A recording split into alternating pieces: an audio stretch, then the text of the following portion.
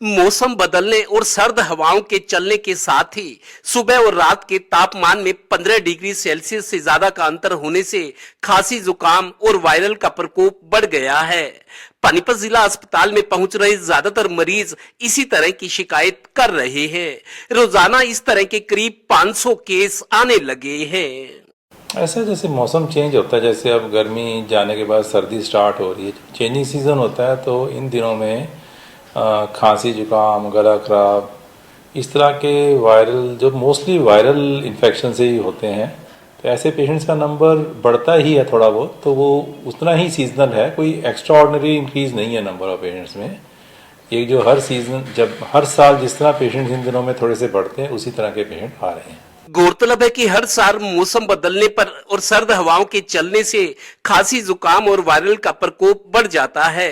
खास बात यह है कि इस बार वायरल के मरीज हफ्ते भर में ठीक तो हो रहे हैं, पर ठीक होने के बाद उन्हें फिर वायरल होने लगा है। इसकी वजह एमएस ये बताते हैं।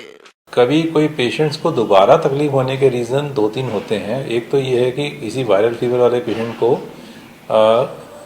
बैक्टीरियल इन्फेक्शन हो जाना। उस केस में क्या होता है कि पेशेंट को एंटीबायोटिक्स देने के बाद ही वो ठीक होता है। उस केस में ये लंबा चल जाता है और कई बार बीच में सिम्टम कम होने के बाद दोबारा से super added viral bacterial infection होने की वजह से पेशेंट को दोबारा तकलीफ हो जाती है, फीवर वगैरह दोबारा आ जाता है, गला खराब दोबारा हो जाता है, इस तरह के सिम्टम आ जाते हैं।